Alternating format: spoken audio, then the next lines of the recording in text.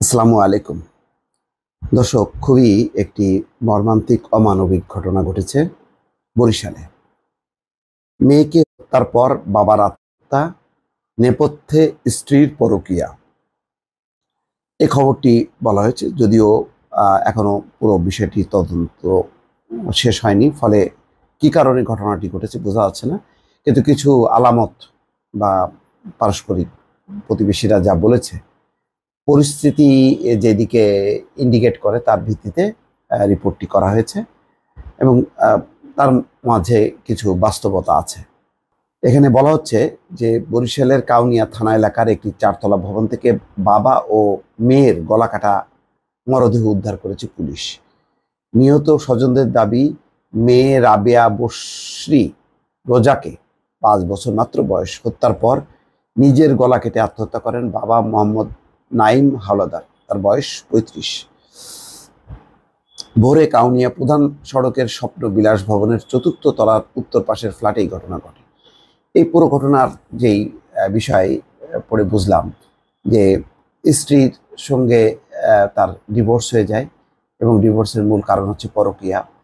এরপরে স্ত্রী হচ্ছে ওই দেনমোহরের টাকা এই সমস্ত নিয়ে মামলায় যায় এবং সেগুলো সবই সে যথাসম্ভব মেটাচ্ছিল। কিন্তু শেষ পর্যায়ে যেটি আসে যে স্ত্রী মেয়েকে নিয়ে যেতে চায়, কিন্তু বাবা বলছে যে কেউ যদি মেয়েকে নিয়ে আসতে চায় তাকে নাই করে দেব, না হয় নিজে নাই হয়ে যাব। পরে সে নিজেই নাই হয়ে গেল, কেননা যে কোনো কিছুর বিনিময়ে বাবা নাই চেয়েছিল মেয়েকে নিয়ে থাকতে, বাঁচতে বা চলতে। যেহেতু স্ত্রী চলে গেছে আর তারও ব্যক্তিগতভাবে আর্থিক সংকট ছিল, তার চাকরি ছিল না, বোনের বাসায় থাকতো মেয়েকে নিয়ে।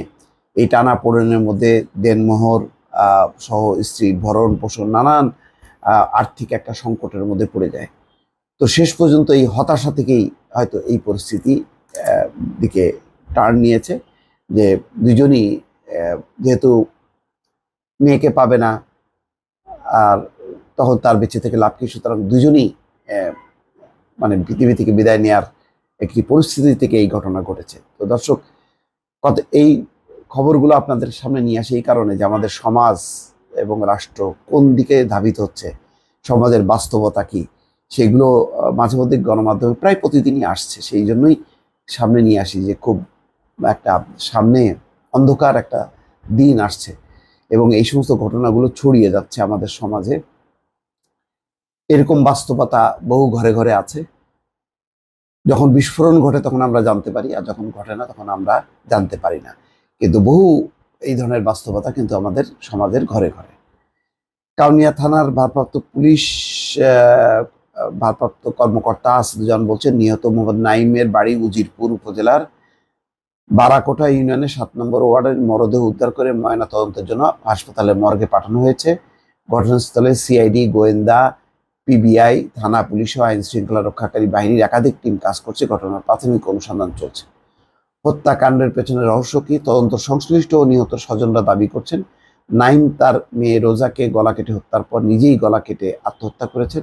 নাইমের এই কাজের পেছনে তার স্ত্রী অনা আক্তারকে দায়ী করছেন স্বজনরা। অনা পলাশপুরের নুরুল ইসলাম মোল্লার মেয়ে। নাইম ও অনার প্রেমের সম্পর্ক ছিল। সেই সম্পর্কের সূত্র ধরে 7 বছর আগে পরিবারের অমতে তারা বিয়ে করেন। বিয়ের 1.5 বছরের মাথায় এক কন্যা সন্তানের জন্ম হয়। নাম রাখেন রাবেয়া বসরি রোজা।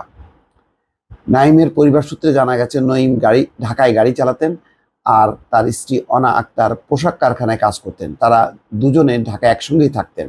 এর মধ্যে অনা আক্তার পরকীয়ায় জড়িয়ে পড়েন। বিষয়টি বুঝতে পেরে নাইম তার স্ত্রীকে ঢাকা থেকে বরিশালে নিয়ে আসেন। এরপর পলাশপুরের একটি ভাড়া বাসায় ওঠেন। অনা আক্তার পরকীয়ায় জড়িয়ে যাওয়া নিয়ে প্রায় তাদের মধ্যে ঝগড়া বিবাদ হতো। এই নিয়ে পারিবারিকভাবে বেশ কয়েকবার সালিশও হয়েছে। এই ঘটনার জেরে অনা নারী নির্যাতন ও ভরণ পোষণ না দেওয়ার অভিযোগ তুলে নাইমের বিরুদ্ধে মামলা দায়ের করেন। এরপর চলতি বছরের ফেব্রুয়ারি মাসে নাইমকে ডিভোর্স দিয়ে ঢাকায় চলে যায় অনা। এদিকে বরিশালে এসে অফসনিন কোম্পানিতে গাড়ি চালকের চাকরি নিয়েছিল নাইম, সেটিও চলে যায়। সব মিলিয়ে হতাশায় ডুবে যায় নঈমের বোন আখি 1 মে স্বপ্ন বিলাস বাসাটি ভাড়া নেন। সেখানে নাইম ও তার মেয়ে রোজাও থাকা শুরু করেন। এর মধ্যে অনা দেনমোহরের 5 লাখ টাকা দাবি করেন নঈমের কাছে, পাশাপাশি মেয়ে রোজাকে তার কাছে পাঠানোর জন্য বলতেন। নাইমের বোন আখি বলেন, ডিভোর্স হয়ে যাওয়ার পর নাইম তার মেয়েকে নিজের সঙ্গে রাখতেন। পারিবারিক যত সালিশ হয়েছে সবখানে নাইম সব শর্ত মেনে নিত, শুধু রোজাকে নিজের কাছে রাখবেন বলে। কিন্তু অনা আক্তার মেয়েকে নিজের কাছে নিয়ে যেতে চেয়েছিলেন। তিনি আরো বলেন, বুধবার সকালে নাস্তা সেরে নাইমের ঘরে ওদের খাবারের জন্য ডাকতে গিয়ে দেখি আমার ভাই ও রোজা রক্তাক্ত অবস্থায় পড়ে আছে। তার মানেই হচ্ছে যে এই যে টানাপোড়েন, এই টানাপোড়েনের মধ্যে এক ধরনের আত্মহনন বা আত্মঘাতী সিদ্ধান্ত নিয়েছে নাইম, তারই হচ্ছে পরিণতি এটি। দর্শক ভালো থাকবেন, আল্লাহ হাফেজ।